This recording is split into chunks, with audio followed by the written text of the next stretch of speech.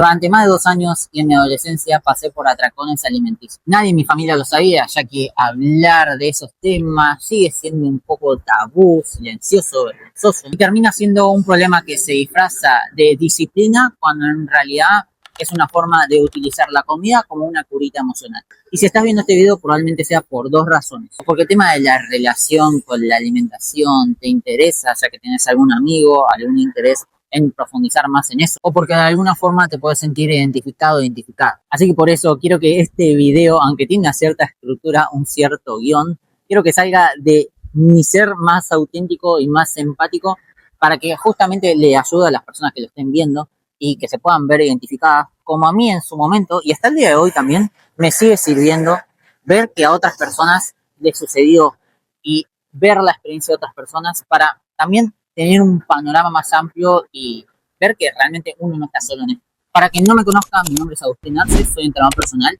actualmente tengo 25 años y hace 20 que me dedico a esto. Y entre los 17 y 19 entré en ese famoso bucle de restricción, atracón, culpa. Un ciclo que se repitió por más de 2 años en mi adolescencia y durante casi todos los días de la semana, te diré. Pero primero tenemos que diferenciar entre qué es un atracón y darse a la pera de vez en cuando. Porque atracones tenemos todos, en un cumpleaños, en un evento, en algún buffet libre. ¿Quién nunca se la dio en la pera alguna vez? El problema no es ese. El problema es cuando esto se convierte en un hábito. Cuando viene acompañado de culpa y cuando esta culpa hace que para la próxima semana te restringas aún más, exigiéndote de entrenamiento o de ensalada de lechuga y tomate. En mi caso, todo empezó bastante antes. El chico nunca tuvo un problema serio de sobrepeso, pero vamos a decir que si era el chico que antes de hacer deporte prefería quedarse jugando de play y le gustaba comer un poquito de más. Y esto cambió más o menos a los 13 años cuando comencé a jugar al fútbol. Pegó un estirón, empezó a moverme más y mi salud siempre fue óptima. Lo social tampoco me iba mal, no sufrí de bullying, tampoco era una persona que le cueste interactuar con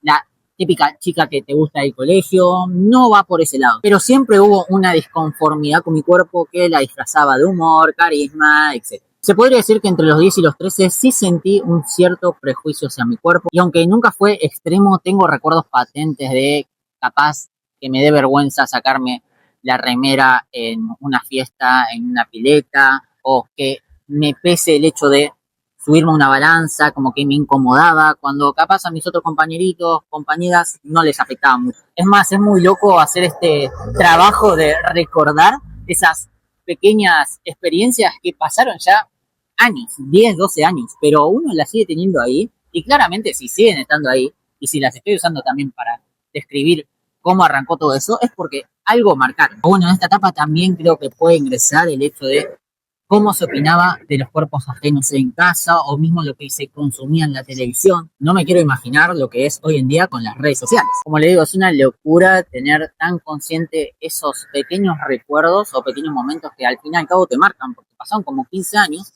y los estoy hoy usando para hacer este video. Con el tiempo eso me llevó a empezar el gimnasio y a cuidarme un poquito más con mi alimentación. En ese momento también jugaba al fútbol en un club y claro, como que disfrazaba todo de disciplina. Qué bien que está entrenando Agus, cómo se está cuidando con las comidas. Entonces disfrazaba esa incomodidad o disconformidad que tenía con mi cuerpo y las ganas de siempre modificarlo con el exceso de deporte para ser futbolista profesional. De hecho, llegó un momento en el cual solo iba a entrenar porque sabía que iba a ser un gasto calórico extra. O sea, imagínate lo mal que estaba mi cabeza. Porque dejé de disfrutar lo que más me gustaba y lo que más me gusta hoy en día, que es jugar al fútbol. Pero hablando más a fondo de mi trastorno por atracón, no apareció de un día para el otro. Se fue creando como un hábito. A algunas personas le puede pasar por un trauma fuerte que hayan pasado en su vida, como por ejemplo una ruptura amorosa o alguna pérdida de algún familiar cercano. En mi caso fue diferente. Fue una mala relación con el cuerpo que se fue combinando de ciertos hábitos restrictivos, de malos profesionales y de exceso de entrenamiento. Cuando empecé a cuidarme me encontré con el típico profesional que te da la dieta estándar de toda la vida. Y si sos de Argentina probablemente te suene esa típica escuela de nutricionistas donde vas y sea cual sea tu objetivo te dan la misma dieta que le dieron a la anterior persona, que arranca con el desayuno con 2 tostadas con queso, crema, mermelada y un café con leche. A media mañana un turrón o una manzana. Me lo sé de memoria esas dietas de mierda. Y en ese momento la seguía, sí, súper prolijo, pero también eran súper restrictivos. Era a base de fuerza de voluntad. El tema es que la fuerza de voluntad llega a cierto pico. Ahí es donde aparecían los primeros atracones. Comes todo lo que te prohibiste en la semana o en meses y después viene la culpa. Y esa sensación de culpa viene con una sensación de fracaso, de no soy lo suficientemente disciplinado, y el modo en el cual uno se castiga es siendo mucho más restrictivo, como diciendo, no, chabón, onda, ¿cómo no vas a poder con esto? Tenés que hacerlo y como castigo lo vas a hacer mucho más restrictivo o vas a hacer más difícil el hecho de que disfrute de la comida, el hecho que disfrutes de lo social y así volvés al mismo ciclo de restricción, atracón, culpa. Y hay algo muy importante de entender este tipo de problemas y es que los atracones o los problemas alimenticios son problemas silenciosos, que no solo se disfrazan de disciplina, sino que se camuflan muy bien en lo social. Y además, en el caso de los atracones, que es de lo que yo puedo hablar, pasa principalmente cuando estás solo, en las noches, cuando tenés insomnio, cuando nadie te ve. Cuando pasan eventos sociales, como que pasa disfrazado porque capaz todas las personas están dándosela en la pera con la comida, pero uno lo hace desde otra conciencia, no desde el disfrute, sino más bien desde el atacarse. Entonces queda solo en la cabeza, no se habla mucho porque sigue siendo medio tabú, que digamos, y al quedar solo en tu cabeza es esta la que se convierte en tu peor enemigo. Y recuerdo uno de mis últimos atracones, y aunque todavía me da bastante vergüenza hablar de esto, creo que puede servir para poner un poquito más en contexto de lo que puede llegar a pasar con una persona que pasa por atracones, porque no es simplemente el hecho de, ok, si te da un atracón con galletitas todas las noches, no te compres galletitas. No, no funciona tan así. Me acuerdo que venía de un domingo, de un asado familiar, típico de Argentina, donde hay asado, después mesa dulce y después llegas a tu casa. Bueno, recuerdo que después de haberme dado un atracón de la mesa dulce, porque lo dulce va hacia lo que es mi debilidad, llego a casa, no encuentro nada para comer, para seguir dándomela la pera y yo ya estaba en la mentalidad de decir, ya fue, el lunes vuelvo a la dieta, vuelvo más restrictivo, ahora me la voy a dar en la pera porque después voy a entrar nuevamente a la cárcel. Como estoy libre ahora, voy a dármela en la pera ya. Después voy a entrar a la cárcel, así que aprovechar tus últimas horas de libertad. Así era el pensamiento inconsciente que uno tenía. En este caso, como no tenía nada para comer en ese momento, lo que hice fue ir a comprar comida, ir a comprar al chino de la esquina unas galletitas de mierda, pero en fin, me las traje para seguir con los atracones al fin y al cabo. Abro el paquete, lo empiezo a comer, me arrepiento en el medio, porque eso también es algo que le pasa a las personas que sufren de atracones así, que se arrepienten en el medio. En mi caso, yo lo que hice fue tirarlo al tacho de basura y a los 30 minutos volver a buscarlo. Ese era como el nivel de impulso que llegaba a tener, y es que los atracones no terminaban hasta que no haya nada a la vista y hasta que no te vayas a dormir, literal. Y algo que me hubiese encantado y que no hice en un principio es hablar. Siento que es lo primero que tenés que hacer, inclusive sin antes haber tenido un atracón. Ya cuando empezás a sentir que estás teniendo una relación un poquito tóxica con la comida, yo la hablaría.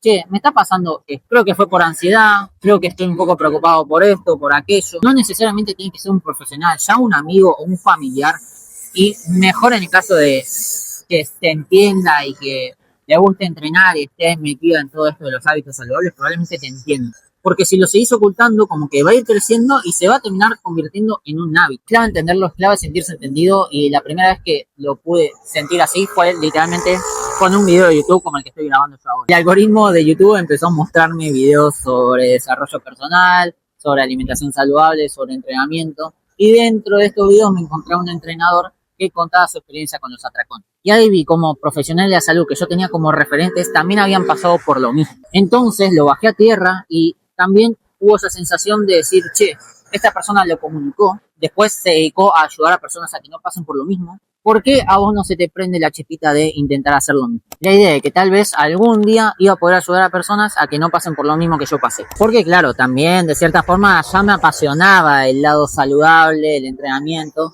solo que estaba usando la comida como curita emocional. En ese camino, hablamos de 19, 20 años, también volví a confiar en profesionales. Uno de ellos fue un nutricionista que se llama Matías Marchetti, que tiene un refrán típico en sus redes sociales que dice algo así como, cada comida es una oportunidad. Y entender eso cambió mucho mi forma de ver la alimentación, porque el hecho de tener en cuenta que cada comida es una oportunidad hace que básicamente no te la des en la pera y digas, che, a la tarde tuve una merienda con amigos a la noche voy a tener un asado, no pasa nada, cada comida es una oportunidad. La siguiente que tenga la voy a hacer como decía mi plan y siempre buscando que el plan sea algo que te guste. Eso era algo muy claro que tenía este nutricionista, que había conversación 24/7 con la persona, con el cliente, y realmente encontrabas un lugar en donde te podías abrir y podías encontrar un plan adaptado a tus gustos, a tus necesidades. Ahí también es donde, al encontrar un plan que se adaptaba más a mis gustos, no todo era 100% saludable, 100% natural. Entonces aprendí a dejar de etiquetar alimentos como malos o como buenos, sino que todo depende del contexto y de la conciencia detrás del acto. Porque una ensalada de lechuga y tomate puede ser muy sana, pero si te la estás llevando a una juntada con amigos con tupper,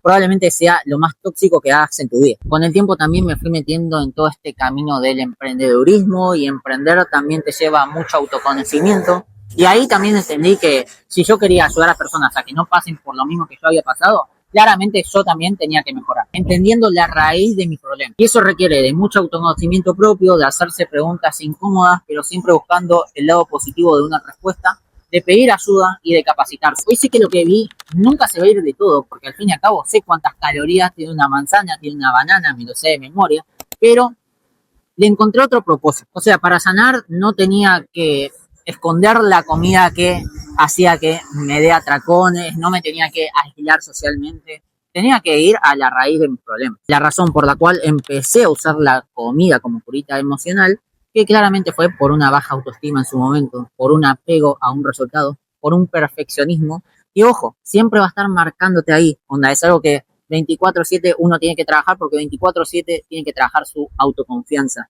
Fue clave en ese momento también ir resignificando lo que me había pasado y dejar de verlo como algo súper negativo y desear ser una persona que no sepa cuántas calorías tiene cada cosa que come, a darle el propósito, en mi caso, de ayudar a personas a que no pasen por lo mismo que yo pasé. O sea, hoy en día no agradezco haber pasado por eso, pero sí lo puedo resignificar. Y si vos estás pasando por algo parecido, mientras antes lo hables, mejor. Rodéate de personas que te entiendan y te ayuden a ver el entrenamiento y la alimentación no solo como calorías que entran versus calorías que salen. Y no me refiero solo a personas físicas, sino también a las personas digitales que estamos viendo y consumiendo en redes sociales 24/7. Porque quieras o no, el cerebro no diferencia de ficción y realidad, y si mientras vos estás cagando, ves la vida perfecta de X persona, ves cómo se cuida, ves cómo se alimenta, cuando sabemos que la mayoría de cosas o es falso o nos está mostrando solo la cara bonita, como que termina siendo algo bastante tóxico. Y no necesitas cambiar tu vida de un día para el otro. A veces solo comenzar con una pequeña acción puede ser la gran diferencia, y en este caso la pequeña acción puede